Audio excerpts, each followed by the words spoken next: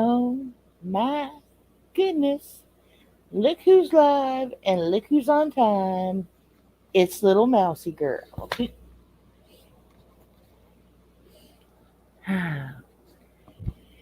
Okay, so I'm just gonna wait and see if everyone shows up or anyone shows up.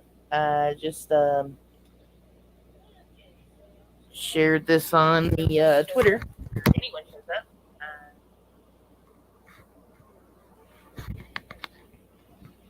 So gonna give it a minute and see what happens here. Usually I'm late.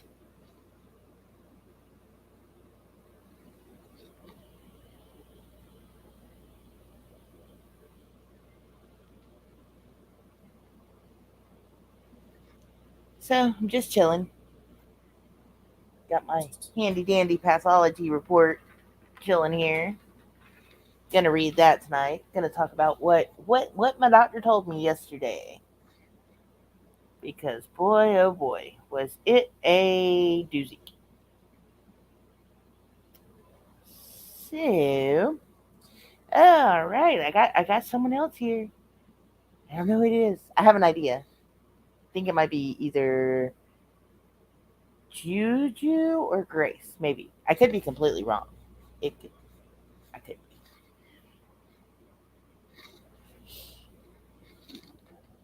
All right. Yeah, see everyone look, I'm here. I'm on time for once. Yay. I'm not late to my own party. Oh, so my sinuses are a complete wreck right now. I am very, very, very, very stuffy because the weather is changing around here, and it was cold last night, like down to freezing. It was freaking cold. It sucked. Yep, I figured it was you. Yes, get your drink. Prepare the drinks. I have mine. I have a nice frosty, bubbly water with lemon. Mhm. I'm very happy about that. It makes me pleasantly happy to have bubble water.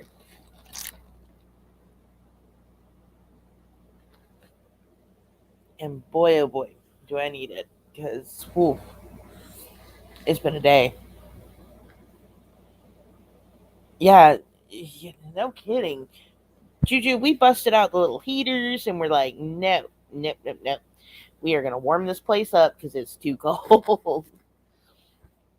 It was too cold last night, and I slept in the living room again. I fell asleep on the couch again, which tonight I have decided that's not going to happen again. I'm going to go sleep in my own bed. It is time to firmly move back in the bedroom. My incision is good. So it's time to get back in there and, you know, get my schedule back on track.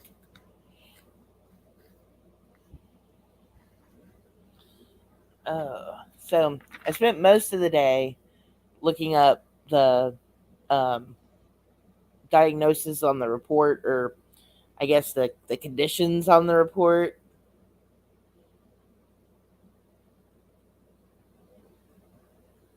So um, I just love this little report. It's great.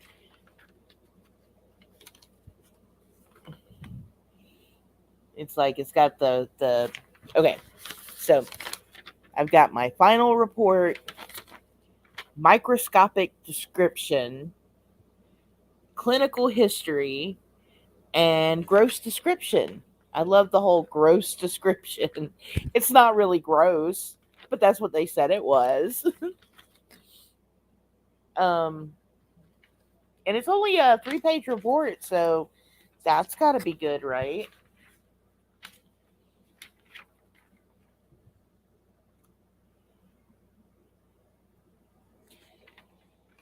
Give it a couple more minutes and see what's up. I just shared this bad boy, so let's see what happens. My sister in law is gonna be going to see my doctor um in a couple of days. Hey AC. So the funniest thing was when I went to see my doctor yesterday, I'm on the table because I knew she had to, examine me down there, right? And she comes in, and the first thing she says, "Hey, you have a UTI, and I'm gonna look at your vagina today." Just like it was like the best day in the world. I was like, "Wow, you are way upbeat for this." Oh, known the woman 17 years. She's a great doctor. So, oh, last month we kicked off, and I was, very emotional because everything I'd gone through, and the realizations I'd had because having my hysterectomy had just given me my whole life back. And it was it was a lot. So um had the hysterectomy, you know pain in my back went away. My knee is, okay, I have arthritis in my knee. We've talked about this. Knee still hurts, but my knees aren't swollen anymore. All the swelling's gone. You know, got some overactive bladder issue. Uh, do have a UTI, but she thinks that's because of all the stuff that was running out of me, all the fluids that had backed up. Obviously been in there a while. All that stuff had to go out. So, um, yesterday I went to the doctor, and I got my pathology report. And the short story is no cancer. There, the ovary had, when she did the ultrasound, she'd found one cyst. Okay, it's an ultrasound. They're only accurate, so much. Um, so she found a cyst on it, and she knew that my uterus had been enlarged. So she gets it out. She sends it to pathology, and let's start with the final report, because that's where my report starts. I had the endometrial hyperplasia, um, subserosal leiomyo. Yeah, um, yeah, don't know what that was, but it was pretty much the hyperplasia. Then I had the acute and chronic cervicitis with Nabothean cysts and endometriosis. The fallopian tube, it was enlarged ovary with a benign cyst, and then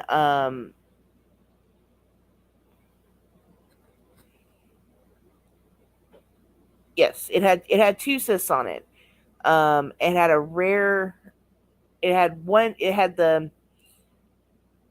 two types of cysts on it. I can't pronounce either of them. I'm sorry. It's medical jargon, and yeah, I should have scanned this and just put it up there. But I had a rare type of cyst on it too. I looked that up.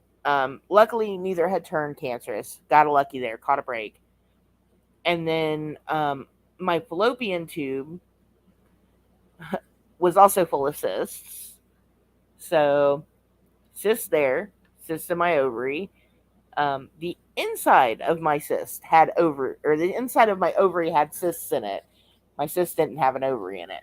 Not the backwards. Yeah, sorry. So, needless to say, my insides were a mess, and that's why I was in so much pain, because I had a lot going on down there. Um, but now it's all gone, and I feel like a brand new person. I can get up, I can move around. She still doesn't want me lifting more than 10 pounds for the next 2 weeks. And she told my husband about 9 times, nothing in the vagina for 2 more weeks. So he's kind of bummed about that. He'll get over it. It's been what, 2 years? So, you know, it is what it is. Uh,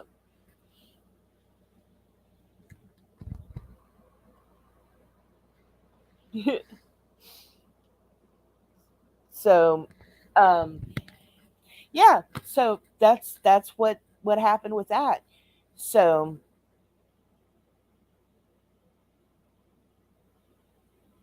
oh yeah, that's just oh yeah. I didn't exactly look all of them up. So yeah, yeah. But that was on my cervix. Yeah, that's what was on my cervix. So fun. My stuff was just a mess down there. And my cervix cuz I called and I put a message in with the nurse and I'm going to call her back tomorrow.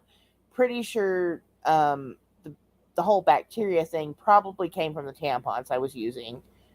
Um because in order not to bleed everywhere, I was like literally wearing super overnight heavy pads with the super heaviest tampon you could buy, and I'd have to change them like every 3 hours if I was lucky.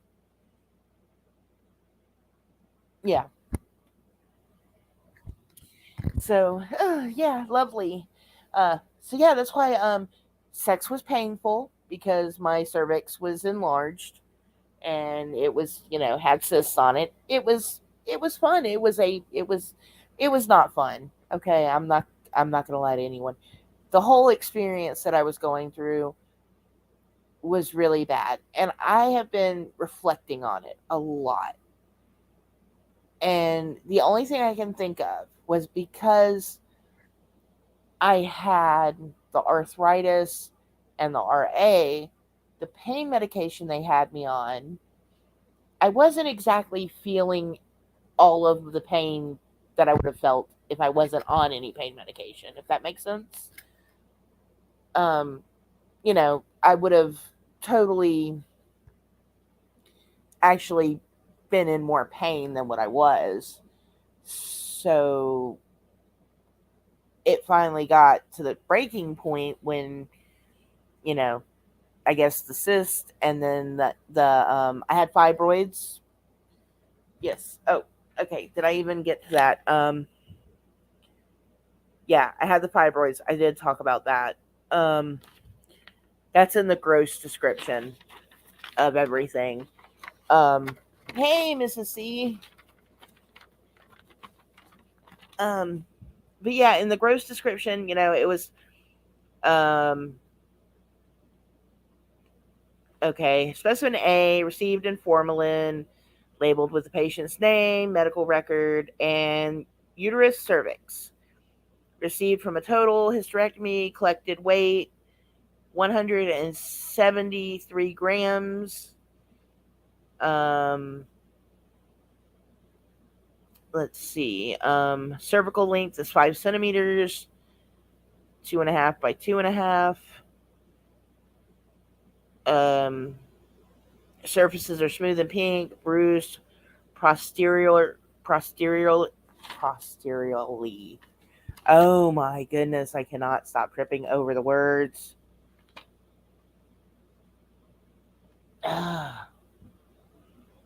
It's okay, Mrs. C. It's just me going over my doctor's appointment. So, it's something you can come back and listen to later. But thank you for popping in. I do appreciate it. Um yeah, there was some stuff in here that was like kind of interesting. Um the subserosal uterine fibroid anteriorly measuring 2 centimeters in maximal dimension. Um,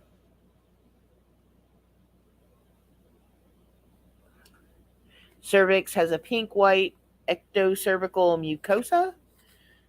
I have been trying to look up all these words and I was like, I don't understand all this. The good thing was it was no cancer. That's the best part of it. No cancer. Yay! We can have a party for that one. I am going to have a party for that one. I'm probably going to get drunk in like a week. So I don't get drunk, but I'm going to. The specimen is opened revealing numerous mucus cysts in the endocervical canal. The uterine cavity is a symmetrical triangle, 5 centimeters base, 3.5 centimeters, lined by a velvety pink endometrium with a thickness of 0.3 centimeters. Representative sections submitted: A1 anterior cervix, A2 posterior cervix and cul-de-sac, A3 and A4 anterior uterine wall, posterior uterine wall. Subsequently, the entire endometrium was submitted. Anterior lower segment in A6, remaining anterior endometrium A7 through A9, lower segment in A10, and the remaining posterior in A11 to A14. I'm guessing those are the containers that were, yeah. Oh, thank you. I probably will always create full, because I don't know what, I had to look up a lot of this to understand what it was talking about. Specimen B was the right fallopian tube and ovary. I only had one. I didn't have my left one. It was removed years ago. The specimen consists of ovary and adhesed fimbriated fallopian tube. I guess that's from where they had cut it from my tubal ligation. Combined weight 31 grams. The ovary has a pink, slightly wrinkled serosa. The ovary measures 8 by 3.5 by 2 centimeters. It has an attached fluid filled cyst measuring 2 by 2 by 1.5. Laterally, it has a collapsed hemorrhagic cyst measuring 2.5 by 2 by 5.5, which is received opened and is bordered by a tan rim. The fallopian tube measures 4 centimeters in length. The specimen is cerebrally sectioned. Who is calling me? Okay, sorry about that. Yes, that I do believe, Juju, that means that one was burst when they got it. So that one had burst, and the other one was still there. So there was two, but one wasn't like.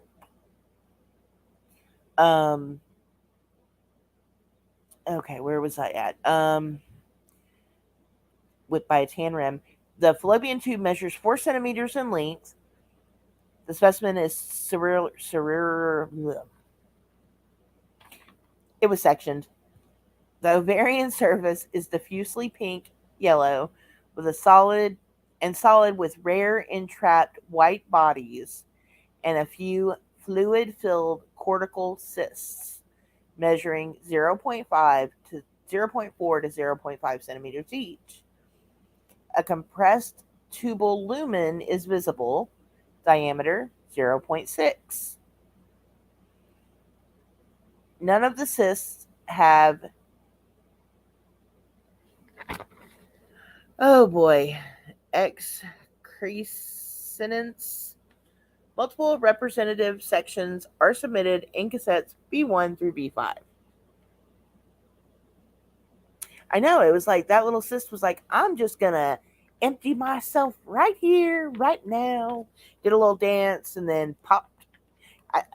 Juju, it's, you know how like when you're on the messenger services and you do that little the little thing and then it pops the confetti everywhere? That's what I imagine that cyst did up in there. I have a very weird imagination. It's like my whole insides were like, yeah, we're just gonna blow this thing up. But yeah, that was my report. That was like all of it. Like I said, it was 3 pages, and that was it.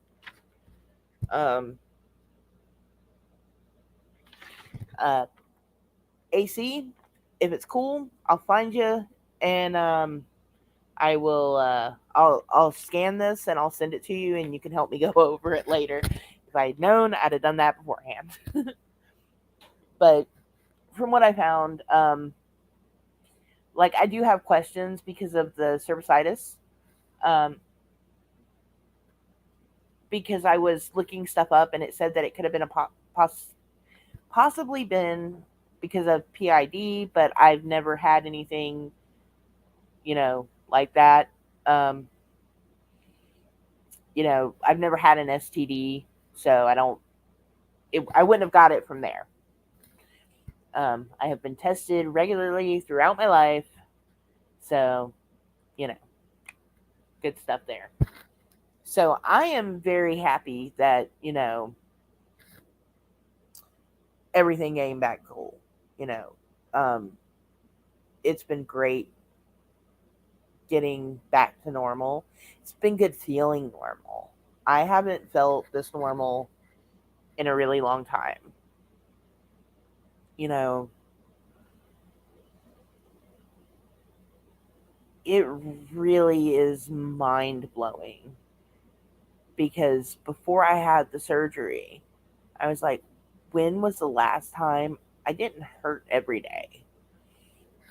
And I really, really didn't know, how bad this was. I'd have never let it go this long if I did. Um, so I am very, yeah, I'm happy. I am happy about it all. Um, it could have went a whole different direction. No, phone, stop being silly. Sorry, guys. Hang on. My phone is being stupid now. Now it wants to call someone. Hang on.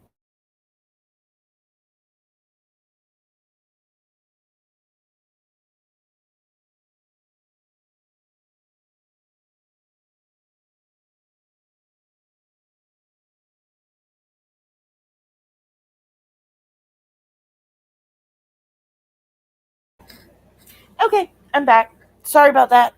My phone was like, yeah, you know what? Someone butt dialed you. You're going to butt dial someone now. It's like, what is going on tonight? I feel like I'm in the Twilight Zone. But yes, I got great results. I feel great. A month ago, I didn't know where I'd be at today. You know, my incisions are about healed up. I do have one that I kind of rubbed the wrong way. Me and it have had some words, but other than that, like, it's just weird. I am completely, totally shocked at how good I feel after all this. And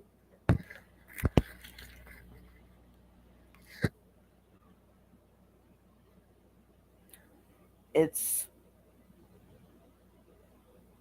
um, yeah, kind of really glad I did it. Juju, and what you just asked AC, see, when I was 19, I had they found a cyst on one of my ovaries, and they told me that it would rupture and it would be absorbed by blood and it would go away. And I believe that's when they told me that I knew I had endometriosis. So that I got that diagnosis at 19, and I was told, don't worry about the cysts, that they'll just go away. But the cyst they found was on my left ovary, and fast forward to me being 22, finding out I'm pregnant, and that cyst starts growing. When they found it, it was like the size of a lemon. And they were like, okay, well, you're pregnant. We have to take it out. And we need to wait until you're past your 3-month mark. So that's what we did. And I believe I had the surgery in May. Yes, I had the surgery in May of '01, and they when they took it out, it was about the size of a volleyball, from a lemon to a volleyball, and it had gotten so big they had to wedge it out from underneath my ribs. Yeah, that was crazy. I never thought that, something so little could get so big. It and I mean, at that point I was having a hard time breathing, like, cuz and I could feel the pressure on it. And the doctors that worked on me, it was my OBGYN, a partner doctor, and then a third doctor from the hospital that were all overseeing my case. And they explained that it started growing when I got pregnant because of that rush of hormones. And that's why it just started growing and growing and growing. And whereas normally something like that would have burst, they were afraid if it burst before they got it out, it would be bad. And if it didn't burst and I was pregnant, there wouldn't be enough room up in there for both of us, for the baby and for the cyst situation. So that's why they removed it beforehand. And that was already scary enough because, I came out of surgery and like the first thing I asked was like, is the baby okay? Because I was pregnant. And I had like an 80% chance of losing my daughter. And then I had like a 50% chance of her being born without her heart valve or a heart valve. So they had to keep doing ultrasounds on her. So that was like the hardest pregnancy I had out of all of them. And then after, everything's said and done, I have my daughter and I go, they're like, if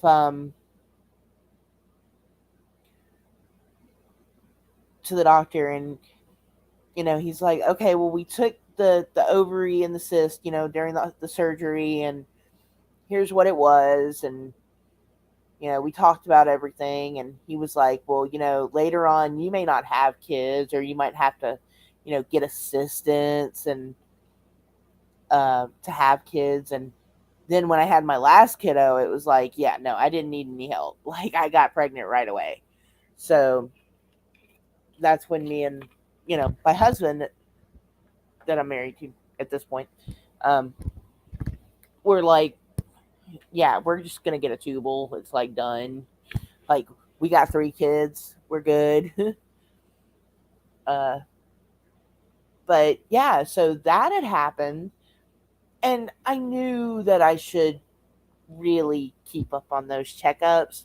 But it's hard when you don't have anywhere close to you that does, free pap smears or, pelvic exams, and you don't have the money or the insurance to get it done. So what do? You don't get it done. And that's what happened to me. And like I said, it was like 6 years ago when I started noticing the issues. And at about the time it had hit 3 years was when everything shut down, 2019, 2020. And then here we are today. So it went on a lot longer than it should have. But at the end, I was miserable. I couldn't get out of bed if I was on my period. I hurt all the time. Everything hurt. It hurt to walk, it hurt to move. If I walked, my poor back hurt so bad. And looking back at it, it's like you should have known, but you don't think about the things. You just think it hurts and it hurts and it hurts. And luckily, I did something about it. And that was a crazy thing. I had people that were telling me, hey, maybe you should go get the surgery done on your knee and then you can walk better. But if I'd done the surgery on my knee first and then put off the hysterectomy, that could have been bad too, because now it's like I can just put my knee brace on and my knee's fine. So I just got to strengthen it back up because, I just drug my leg for so many years. But yeah, it's getting my life back together has been like the best part of all of this is knowing, I'm not going to have to wake up in a week or two and be like, oh my God, I just run sheets again. I run my clothes again. I'm never going to get this out. I don't have to do that anymore. I am, you know, it's gone. I don't have to worry about those things anymore. I don't have to worry about the pain. I don't have to worry about the mess. And then I don't have to worry about anything else coming back and having to worry if it's cancer. I do still need to get checked up. She does want to see me every year to check everything else up and make sure nothing is going on. So, we have that going on. And um what else was there that okay, we talked about something. There's something else I want to talk about. Oh my goodness, I had a complete just brain boop.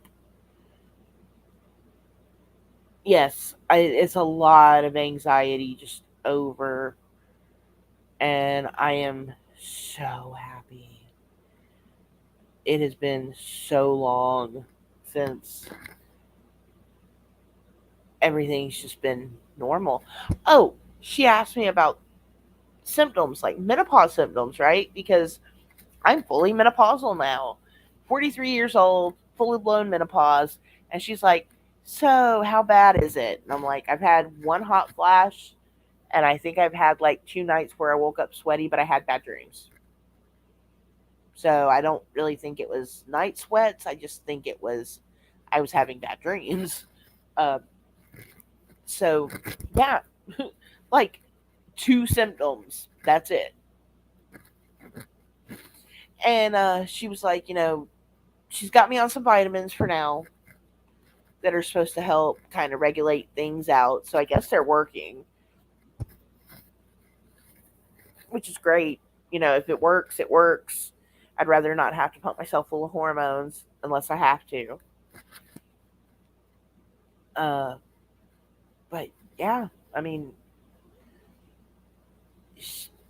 she did tell me, my doctor did tell me, um, if you're having any symptoms, if your mood if you become really intolerable or really bad night sweats or hot flashes, we'll start you off with a patch. And then, we'll go, if the patch doesn't work, we'll try a gel. And if the gel doesn't work, we'll try a pill. And, there's options. There's options. But I don't think I need any of that because I feel fine.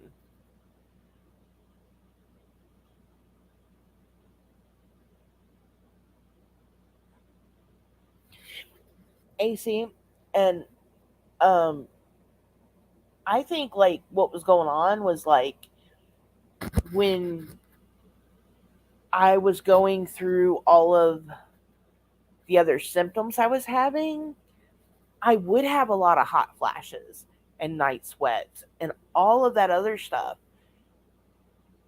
And the only difference was is I was still having the really bad periods. I was like, why am I having all these menopause symptoms and I'm still having a period? What is going on here? And I just think it was my body was like telling me, go get this out and you'll feel better, and then you'll already had all those symptoms and you won't have to deal with it.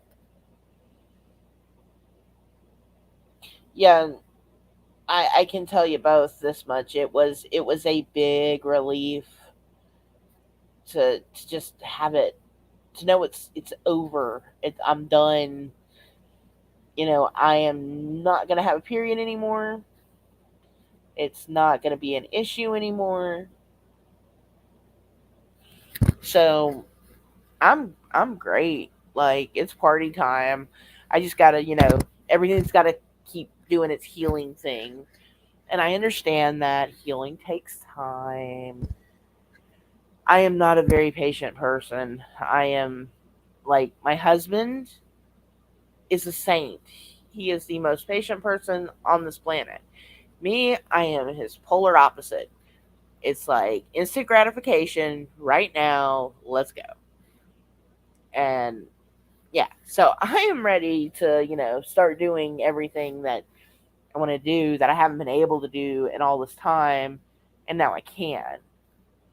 Heck, just being able to sit up and my back not hurt is like amazing. I am personally like very happy. The only thing that does suck is I have a neighbor, and we've been friends since our kids were in kindergarten. And one time we had a conversation about what I was going through, and she had confided in me some things. I won't get into the details. And after I had my surgery, I was like, "Hey, remember that talk we had? Well, this is what happened to me. Maybe you should go get checked out." And she's like, "Oh yeah, yeah, yeah, sure. I'll take the number." And then she calls me. She goes, "Yeah, I don't think I need to do that." It's like, you know what? Okay, cool. If you don't need it, that's cool. That's on you. I just feel bad because I don't think that's the situation. But you can't force someone to go do anything. So,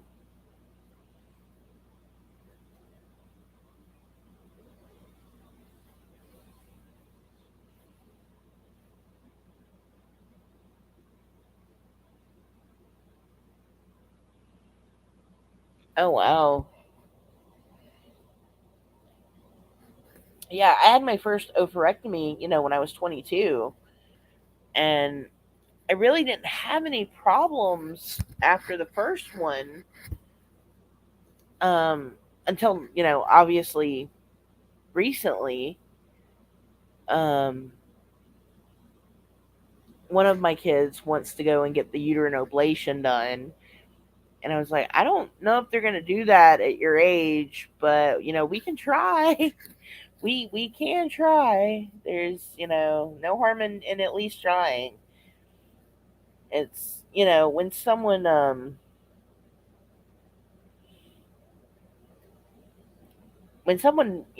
doesn't want to have kids or wants something done, the doctors really should just be like, hey, if this is their choice, this is what they want to do, you know, I do agree with the insurance companies not wanting to pay for it if it's not a medically necessary surgery. Totally down for that. But if a person wants to pay to have it done, hey, let them have it done. If they need to have it done, then yeah, insurance needs to step up and pay for that. And yes, I would like to also know what this is. Yes, what is that? I am not even going to try to butcher that word.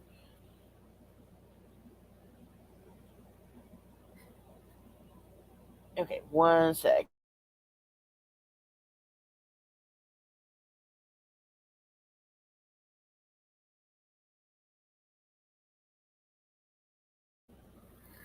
Okay, I am back.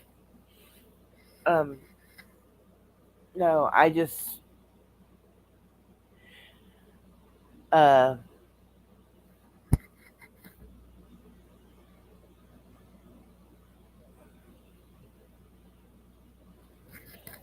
all right. I'm gonna pop that up on the screen real quick.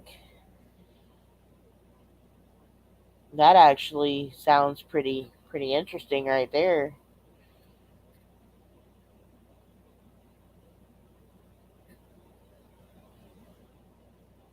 And it's mind blowing how many people suffer with endometriosis, and like I don't know very many people that could even tell me why it happens. Is there a known cause for it? Why does this happen to us? Just, no reason, no reasoning whatsoever. And it really, really, really, really, really, really, really, really sucks that, you know,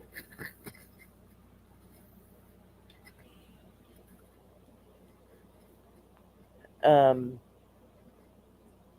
trying to get things done is like pulling teeth sometimes. I understand to an extent,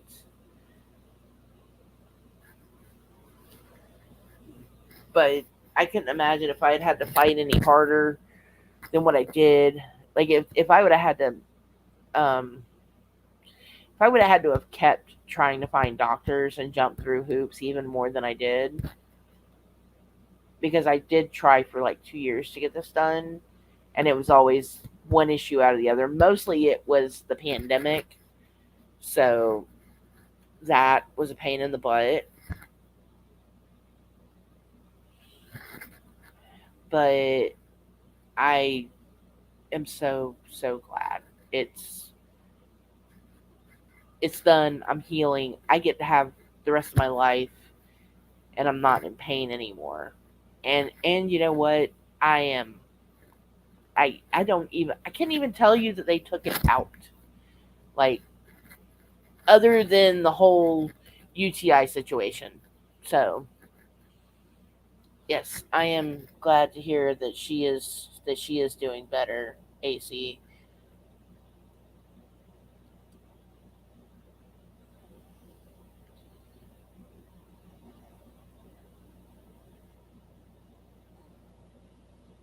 Oh, that's interesting. That he got a grant to do it, because I know the uterine ablation is like quite common. Um, I haven't exactly completely looked into how that's done. Uh, my sister had said maybe I wanted to get that done, but I don't think that was going to fix my problems after hearing everything that was going on inside of me. It might have stopped. Might have. I am. Thank you, Juju. I appreciate that, because I have a whole new outlook on life, and it's a grand thing. I did not realize how sad and depressed I was, and it was how much it not only it was hurting me but my family, and I really can't believe I let it go that long, and I shouldn't have, and I was scared. I know that now. It was a lot of fear and anxiety, and now that it's all gone, it's like I what do I do now? like what's next? So yep, that's what they had to say about the whole update for my surgery stuff. It was it was a good day. I'm glad it went well. So for anyone who wanted to know out there in YouTube land, and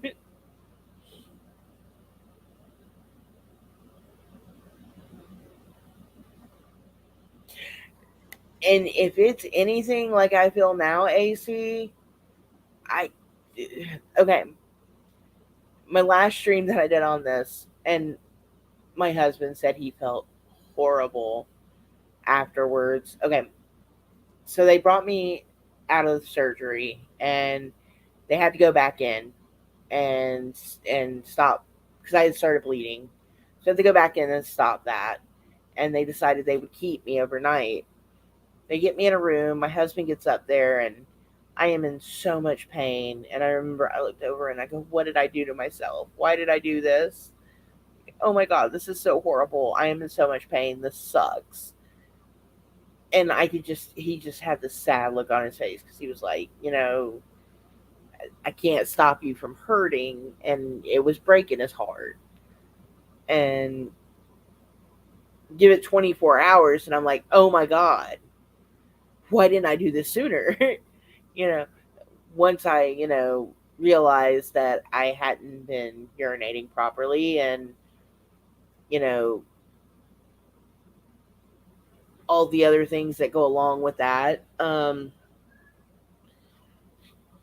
It was like night and day. Like literally, I had the surgery on Wednesday. By Sunday, the swelling in my body was going down. I felt like a brand new person. My back had completely quit hurting. And it's like every couple of days, like I feel so much better. So I am I am so excited. We plan on buying an RV. We're gonna, if we okay, if I had not taken care of this, me and my husband's dream of getting an RV and going out on traveling the country would totally have not happened.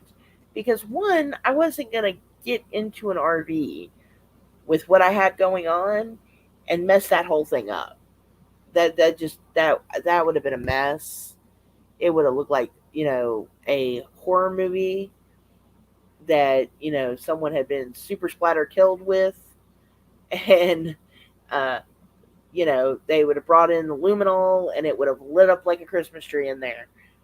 Wasn't gonna do that. Not gonna happen. Not gonna ruin my shit. So now we actually can seriously start looking at the RVs and go and say, we like these. You know, we want to buy this one, save our money, get said RV, go out on the road.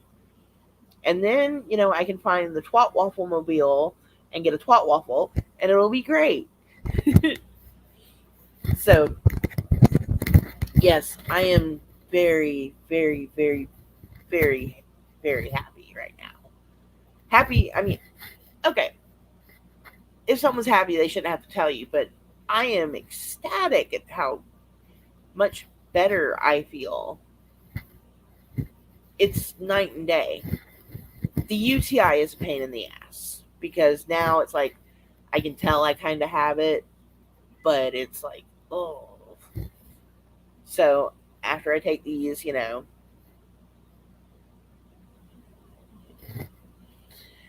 and and see, here's the thing: I'm already in Georgia.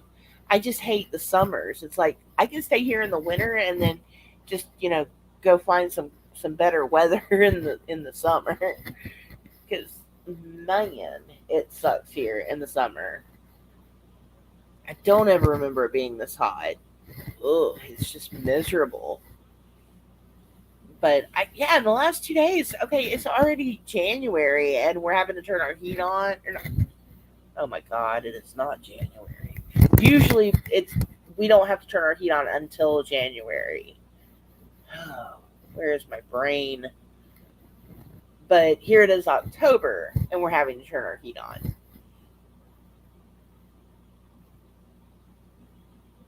And I mean, we usually get a frost warning, maybe at the end of October, beginning of November. But to have full on freezes, no, too early for that mess. So I have a really bad feeling our winters are going to suck. But here this year, it is going to suck so bad. We're probably going to have another snow apocalypse. Everyone's going to get stuck on the freeway again because Georgia doesn't know how to drive in the snow. Like, oh no, it's going to snow. Let's go buy all the milk and eggs and butter. Like, seriously? If it does snow, it's going to be here for 2 days. 2 days! Maybe 3. You might get a third day. But by day 4, it's gone. It's not sticking around. Oh, I wish my nose would. Oh, my nose is so stopped up. It's such a pain in the butt.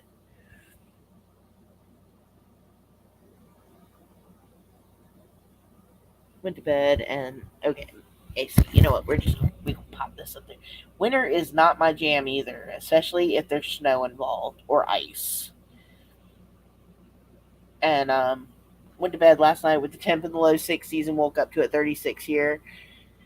Didn't know it was going to be that cold. Yeah, we did bust out our little heaters because normally we don't need central heat here. It just doesn't get that cold ever until now. Now it's like, oh, let's make it all cold. But yeah, um, I know it's been a great party.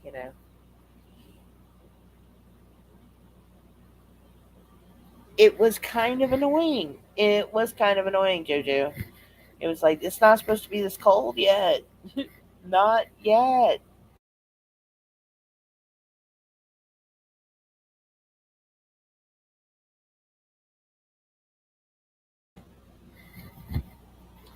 Also, oh my goodness.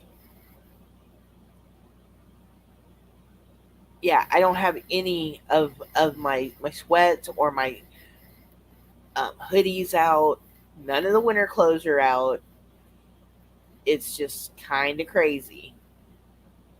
I'm thinking about shutting this stream down and then maybe popping open a new one with a different update because I know talking about a hysterectomy isn't everyone's jam, but it's here for anyone that needs to help. So we got that at least. You know, get your hysterectomy done,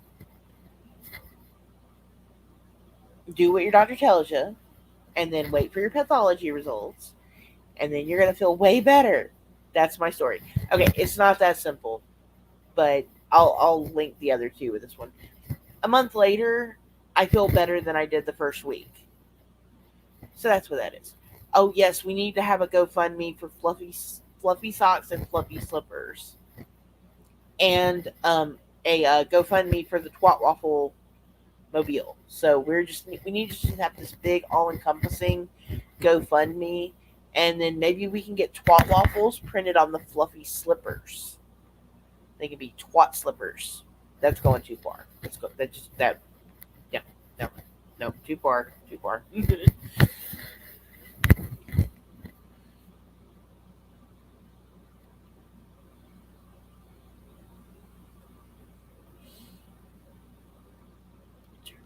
pair of slippers on. See, okay. Every year at Walmart, they make these slippers. Who makes these? I think they're deer foam. Yeah, they're deer foams, and they kind of look like moccasins. And they have them in like green, khaki, and brown, and black, and I think they have white, but they're like stitched up. And on the inside, they have like that soft, like Sherpa almost lining in them. But you can also wear them outside, so they're great. But I don't wear mine outside. But you could if you wanted to. So there is that. All right, I've been yakking for an hour. I do appreciate Juju and AC all being here and listening to my tale of woe. Yeah, the moccasin style ones are not for everyone. Um, but yeah, so you know what? Maybe I don't know. I'm kind of torn. I kind of think I'm just gonna shut this one down and start another one with a different name so that maybe we can get some more people in here. You know what? Let's do that. I'll be back in just a minute. Thank you, Juju. Thank you for coming. Thank you for coming, AC. I will see y'all later. All right.